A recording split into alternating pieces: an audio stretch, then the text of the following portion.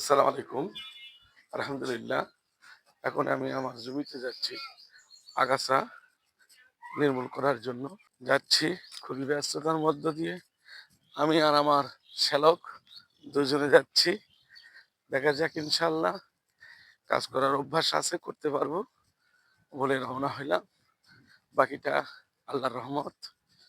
আল্লাহর রহমতে আমি আমার জমিতে পৌঁছে গেছি। জমিতে পানি নেই। আগাছা তোলার জন্য এসেছিলাম, কিন্তু পানির পরিমাণ খুবই কম। আলহামদুলিল্লাহ, তারপরেও যেটুকু আছে তোলা যাবে। তো এই সেই আগাছাগুলোকে যদি মারা হয় তাহলে ধান ভালো হবে। তো এই আগাছা উত্তোলনের জন্য এসেছি মূলত পক্ষে। তবে আগাছা উত্তোলন করার পূর্বেই কৃষক ভাইদের জন্য কিছু কথা আছে, যেটা না বললেই নয়।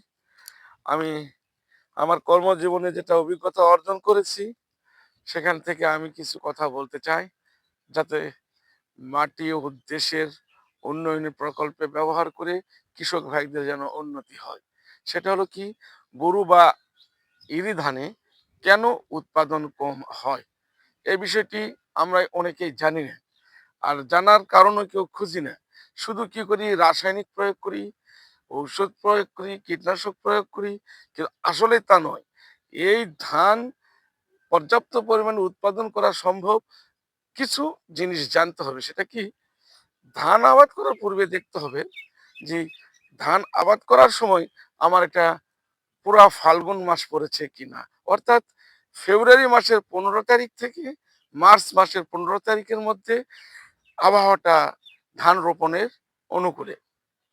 তো এই সময় যদি জমিতে ধান রোপণ করা হয়, তাহলে ধানের কোনো রকমের বৃদ্ধিতে বাধাপ্রাপ্ত হয় না। তো যাই হোক, এটা আমরা অনেকেই জানিও, করি না।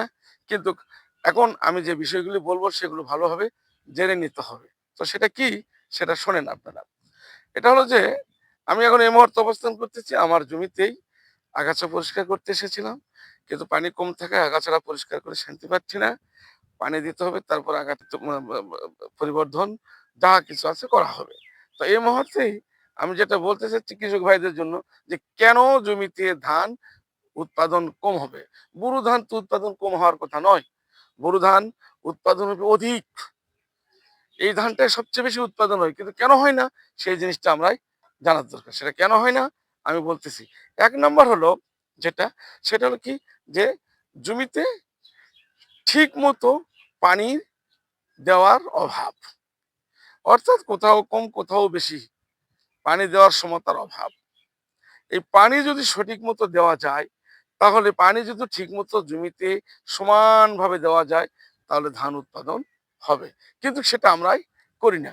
পানি ম্যাক্সিমাম সময় এক জায়গায় কম, এক জায়গায় বেশি, কোথাও ফাটল, কোথাও শুকিয়ে ফেটে গেছে, তাহলে ধান উৎপাদন হবে কি করে। তারপরে আগাছা। আগাছা ধানের একটা মূল শত্রু। এই আগাছাকে নির্মূল করার জন্য আমরা যে কীটনাশকগুলো ব্যবহার করি, এতে কি হয়, মাটির ভিতরে হাজার হাজার কোষ, এই লক্ষ লক্ষ কোটি কোটি কোষ, এই কোষগুলোকে যদি আমরা বিষ দিয়ে মারি, তাহলে আমাদের ধান উৎপাদন হবে কি করে।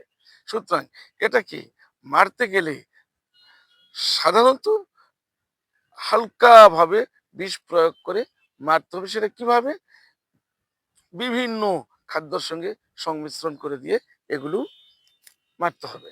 তাহলে দেখবেন যে পোকা মাকড় যেগুলো আছে, মানে অনুপকারী পোকা, সেগুলো মরবে, আবার আগাছাও মরবে। না পারলে আগাছাটা নিজে হাতে তোলাটাই সবচেয়ে উত্তম। আগাছা বোরো ধান উৎপাদনের একটা 1 নাম্বার প্রতিবন্ধকতা সৃষ্টি করে। আর কি হলো, সেটা হলো কি, যে জমিতে রোদ বাতাস ঠিক মতো পড়ে না। যদি বাতাস আর রোদ জমিতে ঠিক মতো না পড়ে, ওই জমিতে ফসল কোনোদিন ঠিক মতো হবে না, সঠিক ফসল উৎপাদন হবে না। তো এর জন্য কি করতে হবে, সবসময় জমি নির্বাচন করতে হবে। এইরকম গাছ আগাছা যেখানে নাই, যেখানে বিভিন্ন বৃক্ষ নাই, সেখানে ধানের জমিটা মূলত পক্ষে বেশিরভাগই সিলেকশন করতে হবে। তাহলে ওখানে রোদ এবং বাতাস ভালো মতো যাবে, এবং ওই জমিতে খুব সুন্দর উৎপাদন হবে। এবার আরো একটা প্রতিবন্ধকতা আছে, সেটা হলো কি, যে প্রচন্ড শীত। আমরা শীতের মাঝে জমি লাগাই, দেখা গেছে জানুয়ারির প্রথম সপ্তাহে বা দ্বিতীয় সপ্তাহে প্রচুর শীত।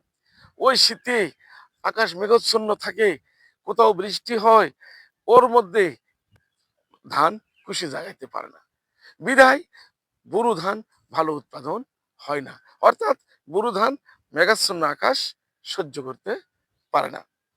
এবার সার, সার প্রয়োগ, দেখা গেছে আমার জমির থেকে আর একটা জমি নিচু, আমি জমিতে সার দিয়েছি, কিন্তু কোনো কারণে চুয়ে চুয়ে ওই সার আর ওই পানি নিচু জমিতে চলে গেছে, তাহলে এই জমিতে কি আর উৎপাদন হবে?